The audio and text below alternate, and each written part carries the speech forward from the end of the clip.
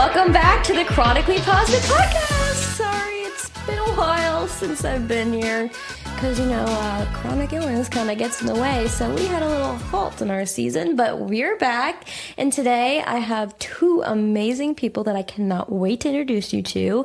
But first, if you're new here, welcome to the Chronically Positive Podcast. This is a podcast that is not about toxic positivity. It's not about, oh, you're chronically ill, just be positive and everything will be fine. No. This type of positivity is about, okay, well, I have a chronic illness, but what am I going to do? What has this taught me? What can I do with this? How can I give back to my community? So we are meeting people who are creating businesses, who are making art, who are becoming public speakers, people who are dancing from their wheelchairs. So that's what this show is about. Some of you may be wondering, where have you been? What have you been up to? I've been doing some things. I went to Las Vegas to the Healthcare Advocate Summit where I spoke on a panel as a patient voice about my experience in the healthcare system.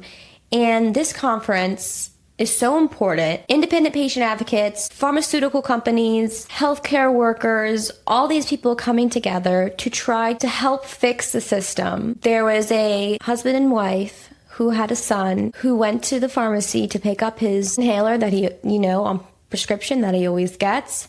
And he went to pick it up, and I think it was either $500 or $600, and he couldn't afford it. So he didn't buy it. And sadly, the next day, he passed away from an asthma attack. How can we prevent things like that happening? How can we make healthcare accessible? This conference wasn't about pointing fingers or blame. It's about how do we solve the problem?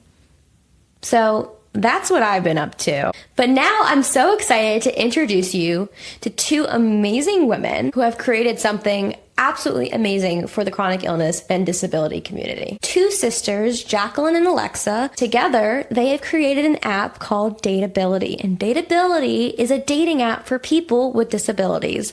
I cannot wait to dive in more, learn more. But first, please, if you could do me a favor at the end of the episode, if you could leave a review, it really helps get this podcast out to people who will benefit from these stories. Without further ado, let's meet Jacqueline and Alexa. Thank you for being on the show, Jacqueline and Alexa. I'm so happy you guys are here today. Thank you for having us. I'm so excited to learn about Dateability, but I would love to know about some background about how it came to be. Yeah, the journey to Dateability was a personal one, which I feel like those ones are always like the best and the most rewarding. And it began when I was about 14 and I became disabled due to chronic illnesses. And then, I had a fairly typical social life in high school, and then in college I really kind of began to see the effects of having a disability.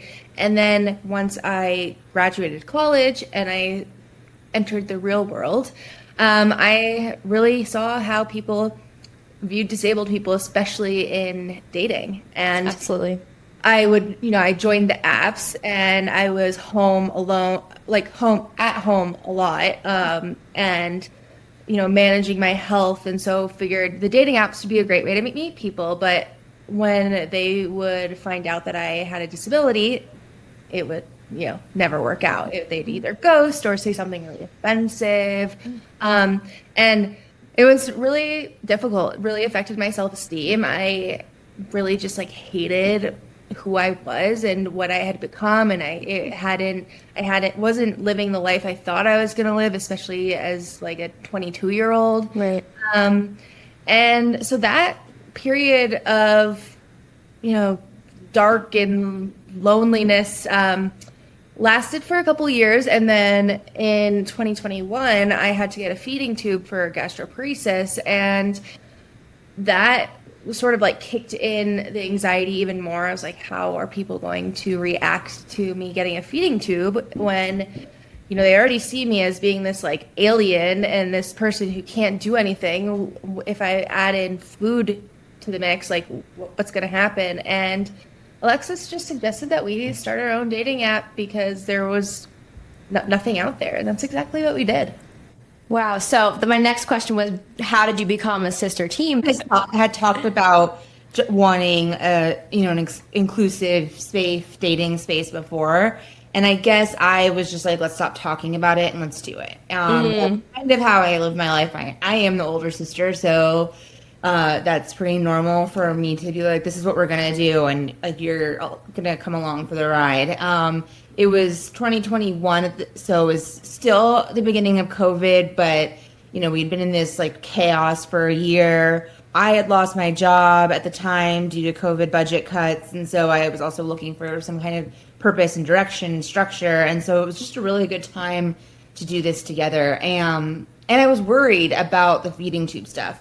I was unfazed by the majority of Jacqueline's health complications and disabilities just because I'm used to them. Yeah. But the feeding tube was going to be a real lifestyle change. And, we love to go out to brunch together. I would cook dinner for both of us, and I didn't know how life would look with this feeding tube. And so I was like, guys that are already shitty to Jacqueline on the apps, they're probably going to have a really hard time wrapping their heads around this. And so there were a bunch of different factors, but that finally made me say, okay, let's do this. Amazing. So are you on the app yourself? Have you gone on dates? What has the experience been? If you don't mind me asking, I'm so curious. Really ironic because now, like, I have founded this space and this platform. I'm too busy to think about dating, which is nice because now it's on my terms. Right. And, I'm like single by choice. And like before I honestly would have gone out with like anyone who asked me because I was so desperate and just like I just wanted to feel that sense of normalcy. And so it kind of feels nice to like feel like I am in a place where I can be like equals with everyone. Yeah. And I have my choices. I love that. And then when you're ready, you have an amazing space to Exactly. dive into. That's awesome. So this is something that a lot of my followers ask me about dating. Like, how did you find your person?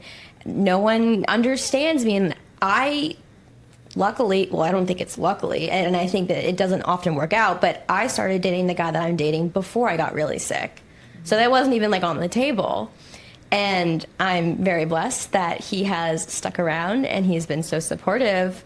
But for people who aren't in a relationship, who are looking for love, it's so stressful and scary and definitely makes you feel defeated and alone. And I cannot tell you how many comments I get, like, how do you do it? Well, and a lot of them they break my heart. They say, like, I'll never find love like this. And it's like, no, like, it's out there and it may be with somebody who knows exactly what you're going through. So what you've created is exactly what this community needs. Yeah, I mean, I've been in that position before where I just was so hopeless. And I was like, people would either tell me, like, they'd go on one spectrum, like, I can't believe you haven't found anyone yet. And that would sort of, minimize what I had gone through. And then other people would be like, oh, well, it's going to take someone really special to love you and like to date you. And I was like, oh, okay, thank you. That's not really what I wanted to hear. No.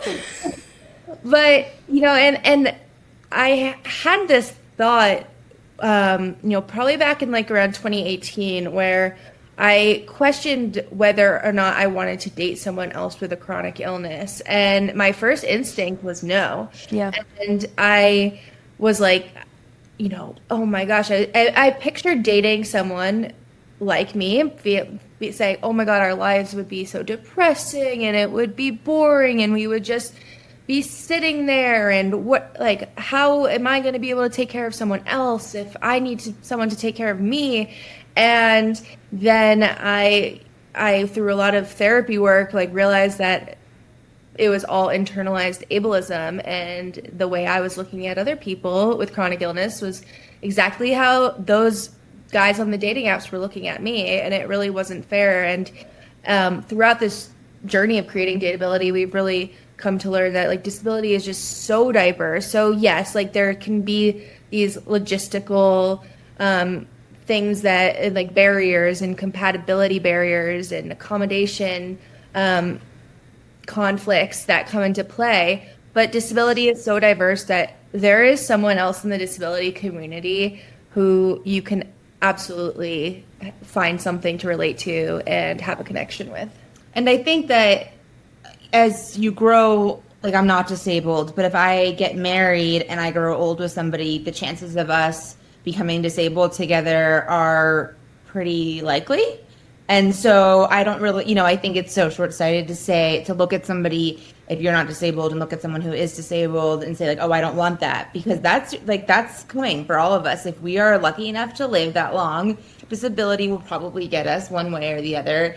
Even if it's just old age. Exactly. Whether you have a disability or not, finding a partner who, if one day you become disabled, we could wake up tomorrow, get in a car accident, and be paralyzed from the chest down. Like, we're not robots. We are so susceptible to change in our bodies that finding a partner who knows that that's a possibility and is able to take that on is so important. But with knowing you have a disability and being able to go into this space with the mindset of not having to worry about what is this person going to see, how much do I have to tell them about my disability, I'm sure to see like a weight like lifted, like going into this space. Yeah, and that's what we've heard, because that was one thing that I really struggled with, is figuring out how to tell someone that I was disabled. And, like many people, I have invisible disabilities. And so my dating profile didn't necessarily mention anything. And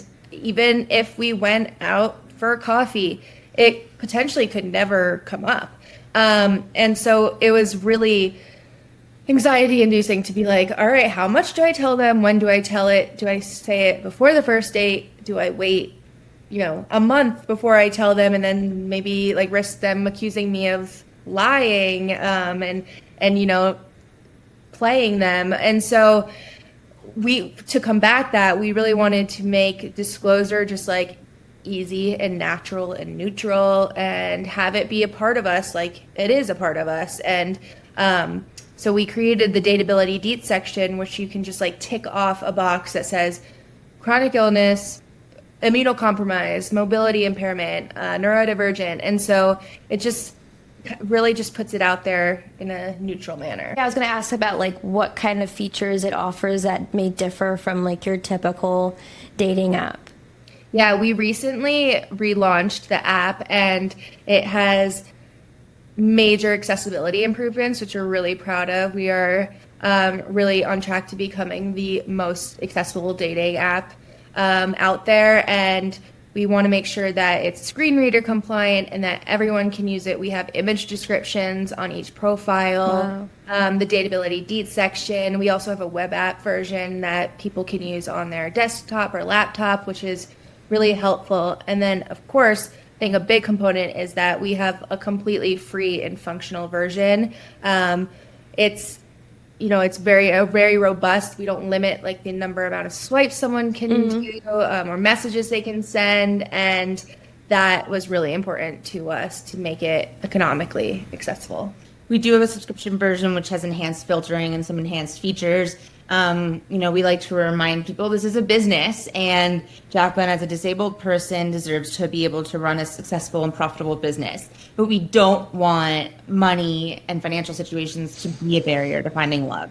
And so, we took the things we liked from other apps, the things we hated, and then left out the things we hated from the other apps when designing this. And then, like Jacqueline said, we just totally scrapped and rewrote the code and just relaunched a couple weeks ago. And it made it much more screen reader compliant, much more sophisticated. It doesn't read like a medical chart. It's fun and it's modern, and it's, everything that we think our community deserves. That's amazing. So for people who aren't necessarily looking for romantic relationships, is there a friendship option? One day we do want to create a completely separate friendship option. Right now there's a looking for section, and you can put friendship in there. Okay. A lot of people do have that. And I think that the people on our app are pretty accommodating and accepting and well-intentioned. I can't guarantee that everyone's a good person, but I do think that everyone's coming from a place where they were discriminated against, or they were afraid of being discriminated against on the other apps, and so they understand, and it's just more accepting. And so people are cool with just looking for friends. I haven't heard any complaints about that. And so that's been really nice. So yes, if you wanted to download the app yourself, just because you're in a relationship doesn't mean you can't, because you might be looking just for other girlfriends. Yeah, and we see that a lot. And there's also like a very big intersectionality between the LGBTQ and the disability community. And so we have people who are, asexual, looking for that type of connection and friendship, and of course, just any type of connection, casual, monogamous, polyamorous. Yeah. Amazing. Is there anything that you guys would love to share that you would love the community to know? Success stories? Yeah, let's hear some success stories. We have had a lot of success stories, which has been really fun. And it just is proof that you don't need to have like 10 million users on a platform for people to find love. And I actually think sometimes having a bigger user base is a hindrance, and it's just having that like community specific user base is more effective. And so we are celebrating our first wedding in February, which is really exciting. I'm really excited for them. They have completely different disabilities. They didn't live in the same place either, did they? And so they found love, and they are so excited to get married. We also have a lot of people who are just in like committed long-term relationships. One of our first success stories found each other within the first month of us launching. And so, there's like 1,000 people on the app, but they connected. They lived 900 miles apart, and they're still together. So they'll be celebrating their 3-year anniversary soon. So that's really exciting. Yeah, I think community-specific apps are the future. If you think about the way our parents and grandparents met, they didn't have like 1,000 people, 1,000 potential suitors to choose from. Yeah. And whenever I go on Hinge, I am just overwhelmed by the number of options. And I think that you can either be overwhelmed by it, or then you're like tempted by it, and you're waiting for the next best thing, and you're never satisfied because you think the grass is always greener. Both of those feelings really kind of prevent you from finding a genuine relationship and genuine connection. And so I think community-specific apps are the way to go. There's a diverse enough user base so that you can get enough diversity, and there's something for everybody. Yeah. There's also like common ground that everyone has, and I think it just makes connecting easier.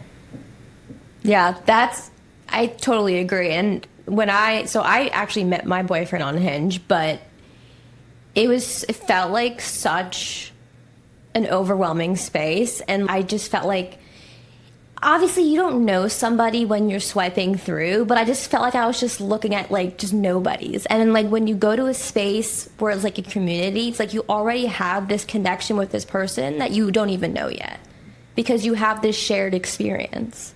Yeah, and I think that's that's so important in dating, and dating in this era is really superficial. And of course, like at the end of the day, yes, we are still a dating app and we have pictures on our profile, but we want people to look beyond that and to find that real connection, and to compare values and just the things that truly matter when finding a relationship.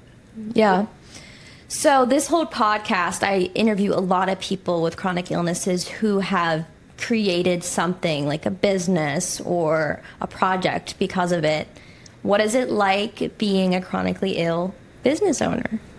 Exhausting. But it's very rewarding. So I really struggled in my early 20s with my place in society. I had this whole plan for myself, and like I was graduating college, I wanted to be a child life specialist in a children's hospital, and I was getting my master's, and I really just like worked really hard to have that career, and illness derailed it, and it really just sent me into a spiral where I saw all my friends building their careers, and I saw them getting married and all that, those like big milestone moments, and it really sent me into this deep depression where I felt like I had nothing to give the world. And so feeling like I have this purpose has really been so rewarding. I mean, I never felt like I was a part of the disability community before Dateability, and now being able to build something and find people that relate to me and that I can relate to and that we just like have so much in common with has been great. So I like almost created this like Dateability within my personal life. Yeah. Yeah. I mean, I think good things come to those who wait. I always say that. And then I just saw something, I think it was on Reddit the other day, about how people are often in a rush to check off all the boxes, like all the important stages in life, have kids, get a job that you love. And someone told them, like, why the rush? Let's imagine you're 28 and you check off all those boxes. You're going to live for another 40, 50 years. Like, and then what? What are you doing for those next 40 or 50 years? What are you striving for? Where's, the motivation? And I'm not saying that that's, applies to everyone, but I think that it's a helpful reminder that, we're spending all these years working towards something. And just because we're not hitting these milestones in our 20s doesn't mean that we're not going to have fulfilled and whole lives. And I think that you're perfect proof of that. Yeah. And I mean, going back to the chronic illness part, I think that having chronic illness and dealing with that from such a young age really has benefited the way that I run a business. I'm able to manage my time really well, just setting my expectations for myself and for other people, and just like the way that we communicate with others and our goals. It really, I do feel like being chronically ill benefited me in that. Yeah, I couldn't agree more with that. For people who are chronically ill or disabled or who want to start a business, what advice do you have? Oof. I would say, you got to go for it and you have to execute.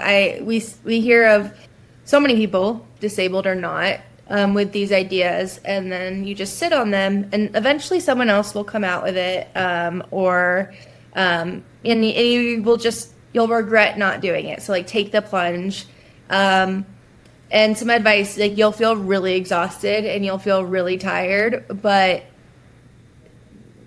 figure out how to manage both. Rest is productive. But sometimes, you're going to have to lose those 2 hours of sleep to get on a meeting. And so it's just really important to get your priorities. Yeah. It's all about balance. I mean, this morning I played hooky and left at like 8:30 in the morning and took our dog on a hike. And then, I come back around lunchtime and I'm here and I'm doing work. And so balance is helpful. I think executing. I will say I think people realize it's a lot harder to execute than they think. Yeah. Especially from the financial side. And so I think what's important is finding, I mean, I guess people can do it alone, but finding a partner a business partner you can rely on and trust and that complements your skills really well is important. I have a lot of ideas. I'm a big thinker. I have lofty dreams, but I don't always know how to go about achieving them. And so I will just tell Jacqueline, like, this is, like, ideally, this is what I want. And, she can tell me how we can make it happen, or, or not. But if I'm being wild and not rooted in reality, if I'm being delusional. But a lot of times, I'm like, this would be a really good idea.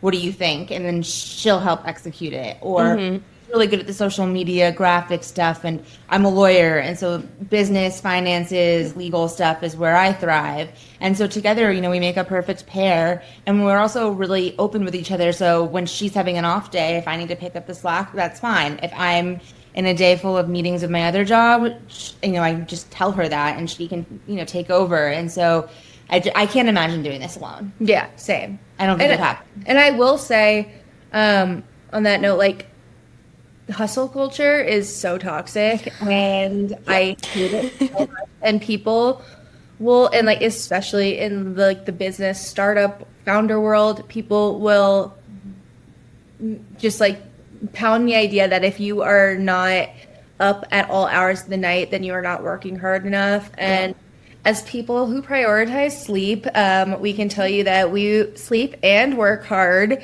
but like we will never choose like exhaustion over rest and our health, because your brain doesn't function. Yeah. Even when I was in college, if I had a final, I would always get at least 6 hours of sleep, because I was like, I could stay up all night studying and then I'm not going to remember anything during the final because I'm exhausted and I didn't sleep. Like, Right. my recall will be better if I sleep. And so I instilled that early on. And then obviously going through law school, it's super similar. That's like where my there's that at its prime. And so I was like, no, I need to sleep. I need to like watch an episode of Bravo before I go to bed. I need to give myself time to decompress. And so I think, yes, we work our asses off and we rarely have an entire day off. We're working, but we do sleep. Like, we're not eating ramen and like if we had sleeping in our office, like we hear that and I'm just like, that is not glamorous. Like, that's toxic. Yeah.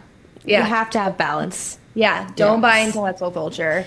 So piggybacking off of you were saying earlier, so Alexa, working with your sister and working with someone with a chronic illness, is there any insights that you can share? You know, a lot of people, not sure if they're going to be listening, but I work with people who do not have disabilities or chronic illnesses. I would love to hear like your side and what you've learned and what the experience is like for you. And I know you've grown up together and before you've been with each other dealing with chronic illness, but on the business side, what has that been like for you?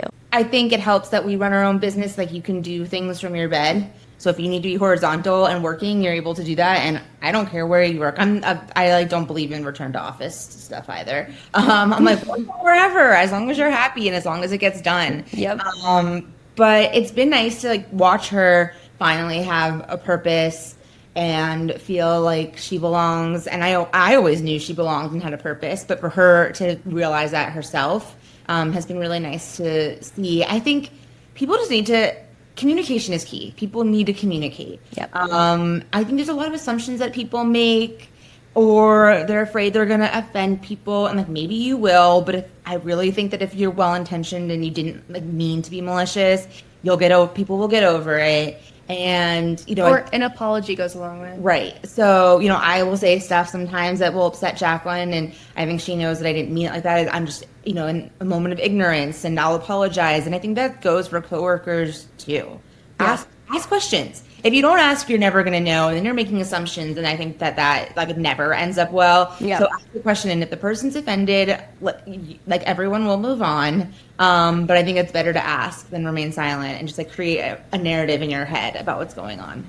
Absolutely. And I have definitely dealt with those difficulties in the workspace, and just being transparent on my end has been the most helpful thing. All right, so we're coming towards the end of the episode. Where can we find you on socials, on the App Store? So you can download the app on the App Store, on iOS or Google, and then at dateabilityapp.com, that's our web app version. And then on socials, on Instagram, Dateability app, Facebook, Dateability app, and on TikTok, at Dateability. And we're really active on there. We love connecting with the community, and And we love feedback, I will say.